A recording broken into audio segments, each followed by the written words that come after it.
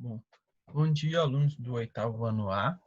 Hoje a gente vai continuar, a correção da página 219, que nós paramos na aula passada, falando sobre a primeira parte da reprodução humana, Na primeira parte da reprodução humana, nós respondemos, na aula passada, fizemos a correção da 218, e agora a gente vai dar continuidade aqui na 219, tá?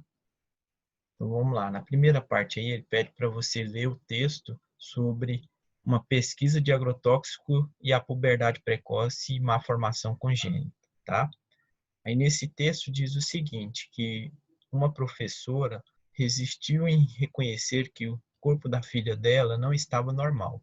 Aos 6 meses de idade, ela começou a notar o crescimento de mamas da sua filha.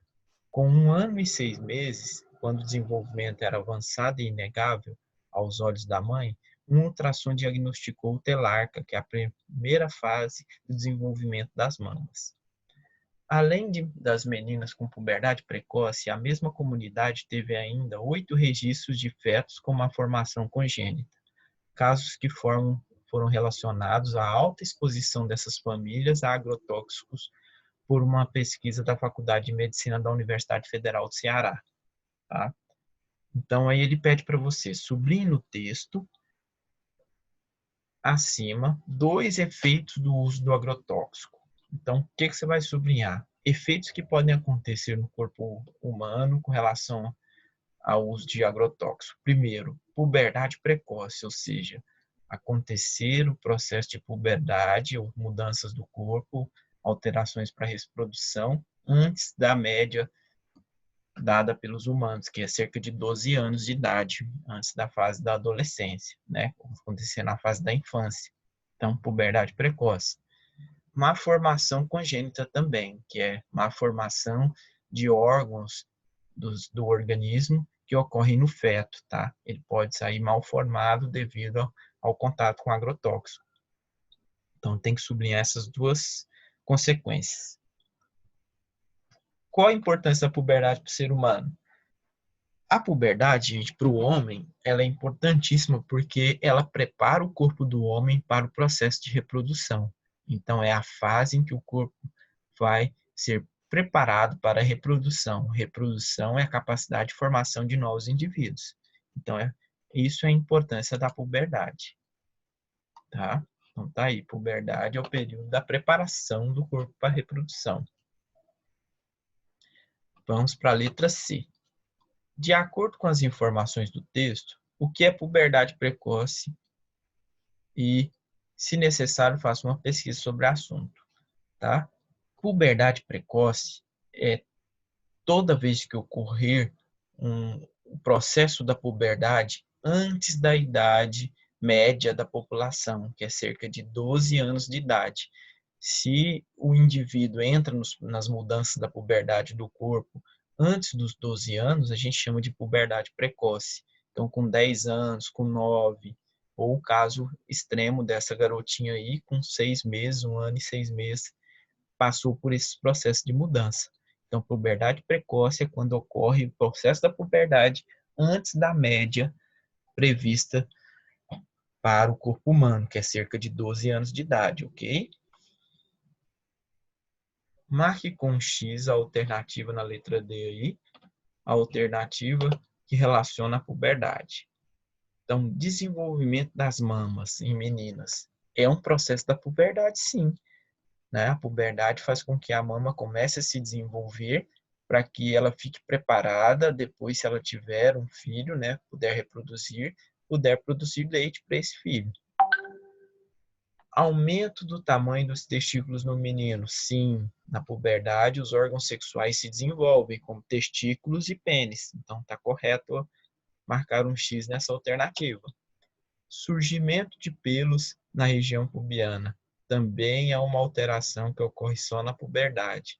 Antes da puberdade não existe pelo na região pubiana, que é a região acima dos órgãos sexuais, Acima da vagina, acima do pênis, entre o pênis e vagina e saco escrotal, tudo isso começa a crescer pelos. Então são essas 3 alternativas. O resto não tem a ver com a puberdade. Bom, letra E.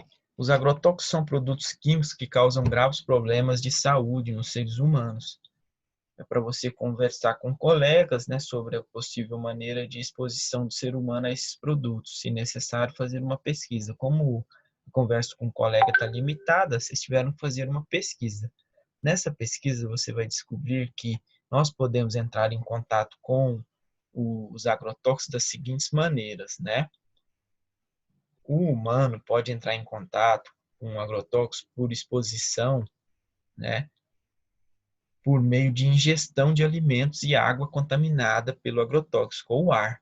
Se você inalar ar que foi pulverizado agrotóxico ou comer um vegetal, uma fruta que foi jogada agrotóxico, você se contamina com ele, ok?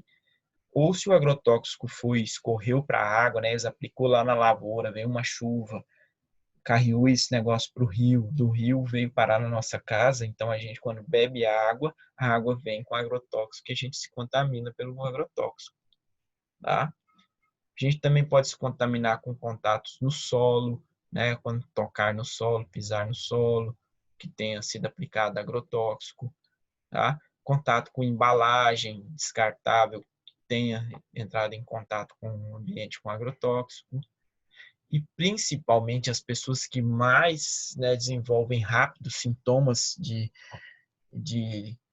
problemas graves com agrotóxicos são aquelas que aplicam agrotóxico, aquelas que trabalham aplicando na lavoura, lá quem mexe com a produção de alimentos. Essas que trabalham diretamente com agrotóxico aplicando ele, elas podem inalar e aumenta o risco de saúde. Como nessa reportagem aí, vocês viram que a maioria dessas pessoas são é, trabalhadores rurais, né? Que trabalham lá na roça produzindo os alimentos. E aí, quando eles vão aplicar, pulverizar o agrotóxico, esse agrotóxico acaba entrando em contato com o seu sistema respiratório, com a mão, com a boca, com os alimentos, e aí ele se contamina e pode desenvolver problemas graves como câncer, né? Como problemas que vocês viram aí, que é uma formação no feto, né? Puberdade precoce, todas essas questões. Bom, vamos para a questão 3. Pede para você ler o texto sobre TPM, né? TPM, mulheres à beira do ataque de nervos. Parece brincadeira. Ainda tem gente que acha que a tensão pré-menstrual, mais conhecida como TPM, é frescura de mulher. E não são só os homens que desconfiam dessa existência da síndrome. Muita garota felizarda que não sofre do problema duvida que ela exista. Pois bem, a TPM existe e incomoda muita gente, desde quem sofre de síndrome até quem padece com a síndrome, como irmãos, amigos, namorado e outros. A TPM é uma síndrome ou um conjunto de sintomas que pode ser provocado por alterações hormonais, retenção de líquido no organismo e mudança de concentração do neurotransmissor chamado serotonina, tá? Qual o sintoma mais comum da TPM? A sensibilidade dos seios da mulher aumenta, ela fica muito sensível, sentindo dor a qualquer leve toque, né, pressão, dor de cabeça, má digestão, inchaço no corpo dela, cansaço, irritação, dificuldade de concentração, mau humor, tristeza e às vezes choro sem motivo. Então, esses são os principais sintomas. Sublinhe no texto os principais sintomas TPM. Então, você vai sublinhar tudo isso que está aqui embaixo. Sensibilidade no seio, dor de cabeça, má digestão, até choro sem motivo. Tudo isso são os principais sintomas. Durante o ciclo menstrual, não ocorre só alterações, né, apenas nos órgãos sexuais do sistema genital, gente, mas também em outras partes do corpo da mulher. De acordo com os sintomas da TPM apresentados no texto acima, marque um X nos sistemas que podem sofrer alterações. O urinário, gente, não sofre alteração, porque mesmo no processo de período menstrual, a mulher não tem alteração na urina. Sistema ósseo também não vai mudar, o osso dela não vai ser alterado. Sistema circulatório, o coração continua bombeando sangue normal, tudo continua comum. O que muda então? Muda o sistema digestório dela, que causa má digestão, ela fica com dificuldade de digerir os alimentos.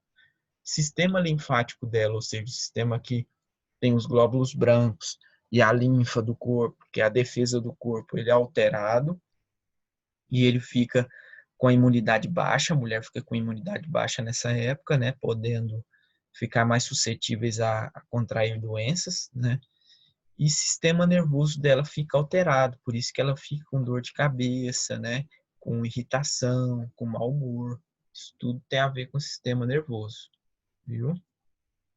Bom, a letra D aí nós já acabamos de discutir quando eu falei cada um desses sistemas, então, ó, dor de cabeça vai estar relacionada ao sistema nervoso, né? Problemas do sistema digestório, como má digestão, sistema linfático, ele é a presença do inchaço na mulher, o corpo dela fica inchado porque a linfa vai se acumulando, né, no sistema linfático. E aí esses são os problemas relacionados a cada um desses sistemas, que você teria que colocar aqui justificando a sua resposta da letra B. Então tá bem aqui, ó. Essa seria a resposta da letra C, justificando. Então vocês dão uma conferida aí e complementem o que estiver faltando, que você tem errado. Bom, letra D. A TPM ocorre principalmente por causa de modificações que acontecem no corpo durante o ciclo menstrual. Sobre esse assunto, relacione a primeira coluna com a segunda, escrevendo os números correspondentes. Então vamos lá. Fase pré-ovulatória. A fase pré-ovulatória, gente, ela começa quando termina a menstruação. Acabou a semana de menstruação da mulher, né? Parou de descer o sangue com o resto de endométrio, começa a fase pré-ovulatória, tá? Que é a fase que vai iniciar a formação, né? A divisão do ovo, a maturação do ovócito 2, e ele vai ser liberado pelo óvulo. 2. Ovulação. O que é ovulação? Liberação do ovócito pelo ovário. Então, na fase pré-ovulatória, matura esse óvulo, e na fase 2, ovulação, libera o óvulo. 3. O que é o endométrio? Endométrio é uma camada do útero que se desenvolve durante o ciclo menstrual. Então, no ciclo menstrual, o endométrio vai ganhar uma camada mais, né, mais larga, vai aumentar a sua camada, a espessura dele vai aumentar. 4. Fase pós-ovulatória. O que é a fase pós-ovulatória? Ela vai ser a fase depois da liberação do ovócito pelo ovário. Então, inicia-se após a liberação do ovócito pelo ovário. Soltou o ovócito lá do ovário, ele vai para a trompa, é a fase pós-ovulatória. Fase menstrual. Fase menstrual, gente, é a eliminação de parte do endométrio pelo corpo. É quando o endométrio começa a se descamar e soltar sangue junto com os pedaços, que é o chamado menstruação, tá? E menarca, número 6, é a primeira menstruação feminina, que inicia-se na sua puberdade. Quando a mulher menstrua a primeira vez, a gente chama de menarca, tá? Comumente, né, na maioria das pessoas é cerca de 12 anos, mas pode acontecer antes, depois, vai depender de cada genética de cada indivíduo, tá? Bom, agora a gente vai falar sobre um assunto que continua aí no seu livro, que é falar sobre sexo e sexualidade. Sexo não é a mesma coisa que sexualidade, tá? O sexo nada mais é do que o ato sexual entre duas pessoas, que tem que proporcionar prazer a ambas as pessoas. Isso é o sexo, uma coisa menor. Sexualidade abrange o sexo e muitas outras coisas relacionadas à união, né, e a sexualidade das pessoas. Então, sexualidade é um conceito muito mais amplo do que o sexo. O sexo é um ato sexual só, que gera prazer, e a sexualidade ela vai abordar outros significados. Um dos maiores significados abordados é a afetividade, tá? A afetividade, o carinho, o sentimento, o amor, o respeito, além dos gestos e toques de intimidade. Todos esses fatores são influenciados pela cultura e educação do indivíduo, tá? Então, você vai ver que a sexualidade tem a ver com as questões culturais, não só com a questão sexual do ato sexual, tá? Então, respeito e tolerância. Nós temos que pensar que a sexualidade vai envolver principalmente respeito e tolerância. E o respeito tem que ser relacionado com todos os aspectos da sexualidade, principalmente com respeito à orientação sexual do outro indivíduo, né? Tem pessoas que têm atração sexual, né, entre sexos opostos, os chamados heterossexuais, tipo menino que gosta de menina, né, o homem que gosta de mulher. Aí isso é chamado de heterossexualidade. Tem pessoas que têm atração pelo sexo igual ao delas, que é o chamado homossexual. Homo em latim significa igual. Então, a pessoa vai ter interesse por pessoas que têm o mesmo sexo. Homem tem interesse em homem, mulher tem interesse em mulher. E existem pessoas que têm interesse por ambos os sexos, os chamados bissexuais, né? Que tanto podem ter interesse por homem quanto podem ter interesse por mulher. Esses tipos de atração dá esses nomes de sexualidade, né? E orientação sexual não tem a ver com opção sexual, tá? A sexualidade envolve uma série de fatores culturais, religiosos e outros, e não se opta por uma ou por outra de forma afetiva, tá? Isso tudo tem a ver com a cultura das pessoas e como elas se desenvolvem, né? Então a gente não tem que concordar, tem que respeitar, né?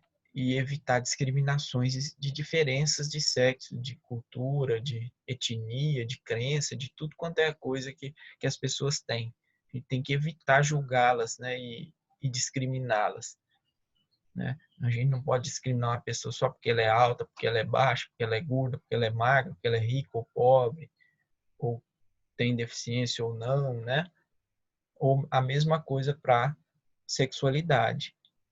Então, a homofobia, que é chamada de aversão às pessoas que não são heterossexuais, ela tem que ser um tipo de coisa, uma discriminação que hoje em dia ela é considerada pela lei, né, como uma violência, né, à integridade do ser vivo e também é passível de punível, né, passível de punição pelas regras civis, né?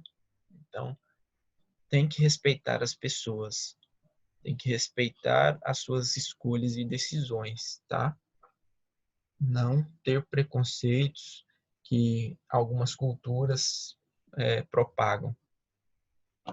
Cada um tem o seu desenvolvimento, a sua opção, e aí e todo mundo respeita. Um respeita o outro, os outros também se respeitam e ninguém exacerba, né, esse tipo de respeito. Bom, então, mudando aqui do assunto diretamente com sexualidade, a gente vai pensar na reprodução, né? Porque o ato sexual não é feito em humano só com cunho de reprodução.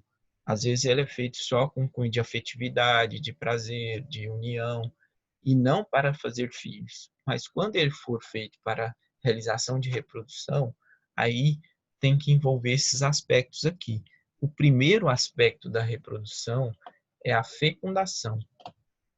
A fecundação, ela ocorre em seres humanos e é um passo, né, um processo em que ocorre a união dos gametas masculino e feminino. Quando se junta o gameta masculino, chamado de espermatozoide, com o gameta feminino, chamado de óvulo, ou ovócito, tá? Essas duas células, quando se juntam, a gente chama de fecundação. Por quê? Esse espermatozoide está levando no seu núcleo metade do cromossomo do organismo masculino, do pai, tá? Então, metade do DNA do pai, cerca de 23 cromossomos, estão aqui dentro. E a mãe fornece nesse núcleo aqui grandão também 23 cromossomos, que é a metade dos genes da mãe. Então, metade dos genes da mãe com metade da genética do pai vai gerar um óvulo, que é a primeira célula chamada ovo ou zigoto, que é a célula inicial da vida de qualquer ser vivo, animal, né? Ou humano também. Então, vocês observem aqui, depois da relação sexual, é liberado um sêmen, a ejaculação do homem libera aqui os espermatozoides na região vaginal. Esses espermatozoides passam pelo colo do útero, entram no interior do útero, nadam até as trompas e encontram o óvulo aqui que estava aguardando esse, depois que ele foi liberado do ovário, ele entra na trompa e fica aqui esperando os espermatozoides chegarem. Todos os espermatozoides, né? Alguns espermatozoides conseguem chegar, alguns morrem no caminho, né? A maioria morre no caminho, só chegam poucos. Esses poucos espermatozoides, todos eles tentam entrar nessa camada que o óvulo tem. O óvulo tem uma camada protetora aqui em volta, que quando um consegue penetrar, ela fecha a porta, ela trava e não deixa nenhum outro espermatozoide entrar. Por que que isso acontece, professor? Porque não é possível formar um ser humano com mais de 46 cromossomos. Se o humano ter 47, ele já tem uma síndrome, já tem uma má formação. Se ele tiver 40, ele chega até 48, são síndromes bem que deixam o humano bem diferente. Ele não pode ter cerca de 60 cromossomos, né? Que é 2 espermatozoides de 23 mais 23 da mulher, vai dar 69. Quando isso, se alguma vez errar, não conseguir fechar, o óvulo acaba morrendo. A gravidez nem ocorre, tá? Ele é abortado naturalmente por esse processo, porque não pode formar ser humano com mais de 46 cromossomos. Então isso fecha e aí nenhum outro espermatozoide entra, esses espermatozoides ficaram de fora, morrem e começa o processo de divisão celular. Depois da fecundação, a gente entra em um processo chamado de clivagem. A clivagem ou divisão celular, ela ocorre por mitose, que é uma forma de divisão que conserva o número de cromossomos e forma novas células filhas. Então, nas primeiras 24 a 30 horas da fecundação, ocorre essa divisão celular. Então, um dia depois da fecundação, a gente já saiu de uma célula para duas, de duas para quatro, de 4 para 8, de 8 para 16 e vai formando essa fase aqui, que é a mórula, que é uma fase que as células estão bem divididinhas aqui dentro do zigoto. Depois dessa fase aqui, a gente vai para a fase de blástula. Tá? Então, da mórula passa para a fase de blástula. Então, aqui está exemplificando essas fases. Então, nós temos aqui a primeira fase, que é a liberação do ovócito, libera o óvulo aqui, ó, o óvulo desenvolvido fica parado aqui, aguardando os espermatozoides. A segunda fase, a fecundação, o espermatozoide consegue entrar, fecha para os outros morrem. Esse daqui fecunda, forma o ovo ou zigoto. O ovo ou zigoto entra na fase de clivagem, que é as divisões celulares consecutivas, então ele vai se dividindo de uma para duas, de duas para quatro, quatro para oito, oito para 16, 16 para 32, 32 para 64 e vai se dividindo.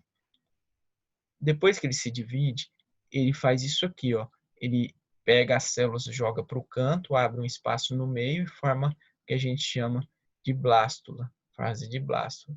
Depois ele vai se organizando, passando por outras fases, que é a gástrula, neurula, até formar o embrião. E nessa fase que ele está aqui querendo já formar o embrião, ele nida no útero. Tá vendo que ele estava solto aqui, ó? Ele vem e gruda nessa parede do útero. E aqui na parede do útero vai desenvolver a placenta e vai começar o desenvolvimento humano. Então a gente vai parar nessa aula por aqui, até essa fase, depois da fecundação, clivagem, desenvolvimento do embrião e nidação, que é acoplamento do embrião no útero, ok? No endométrio, que estava bem grosso, esperando o embrião chegar. Então, na próxima fase, na próxima aula, a gente continua dessa parte, ok? Até o nosso próximo encontro, 8º A, até a semana que vem.